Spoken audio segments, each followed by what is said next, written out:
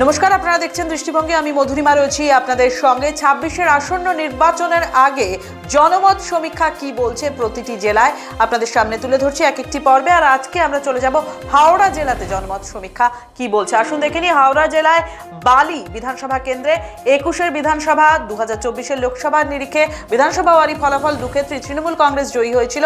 26-এর ক্ষেত্রে তৃণমূল কংগ্রেসই আবার জয়ী হতে চলেছে, অন্তত সমীক্ষা তেমনটাই বলছে। পরবর্তী কেন্দ্র হাওড়া উত্তর, একইভাবে তৃণমূল কংগ্রেসের জয় ছিল 21 এবং 24-এ। 26-এও তৃণমূল কংগ্রেসের ওপরেই ভরসা রাখছেন মানুষজন। পরবর্তী কেন্দ্র হাওড়া মধ্য, একই ট্রেন্ড দেখা যাচ্ছে বিধানসভা এবং লোকসভার ক্ষেত্রে তৃণমূল কংগ্রেস জয়ী হয়েছে। 26-এও তৃণমূল কংগ্রেসের ওপরেই ভরসা রাখতে চলেছেন এখানকার মানুষ। শিবপুরেও বিধানসভা এবং লোকসভায় বিধানসভা ওয়ারি ফলাফল 21 এবং 24-এ তৃণমূল কংগ্রেসের প্রার্থীর ওপর ভরসা রেখেছেন এখানকার মানুষরা। 26-এও এগিয়ে থাকছে তৃণমূল কংগ্রেস।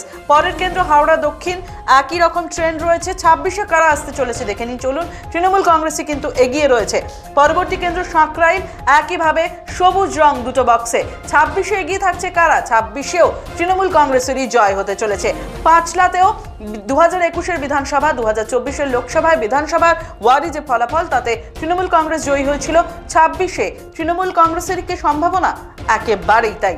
পরের কেন্দ্র চলে আসবো উলুবেড়িয়া পূর্ব, একই ট্রেন্ড। 26-এ বরং কারা আসতে চলেছে দেখে নি চলুন। তৃণমূল কংগ্রেস। এর পরবর্তী ক্ষেত্রে উলুবেড়িয়া উত্তরেও একই রকম 21 এবং 24-এ যা হয়েছিল তৃণমূল কংগ্রেসের উপর ভরসা রেখেছিলেন উলুবেড়িয়া উত্তরের মানুষজন। 26-এও এগিয়ে থাকছে তৃণমূল কংগ্রেসের দিকেই পাল্লা ভারী থাকছে।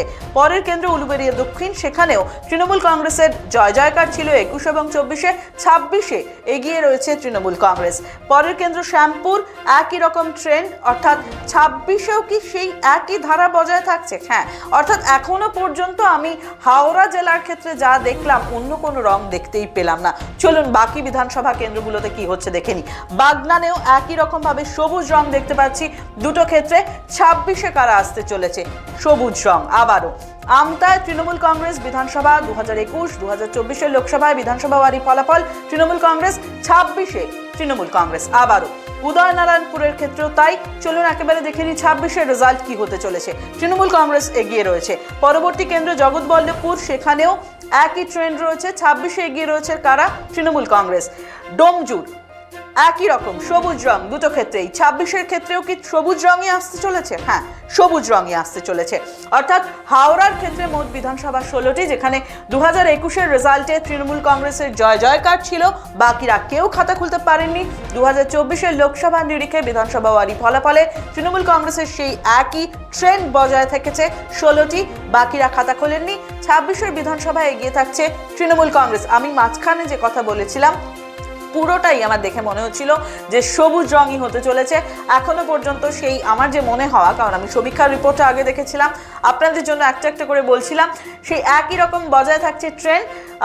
আর এখানে তৃণমূল কংগ্রেসের জয়ের ক্ষেত্রে কিন্তু কোথাও কোনো হাড্ডাহাড্ডি লড়াইয়ের সম্ভাবনাও নেই। অর্থাৎ হাওড়ার মানুষজন ভোট উজাড় করে বিশ্বাস প্রত্যয় সবটাই তৃণমূল কংগ্রেসের ওপরেই রাখতে চলেছে।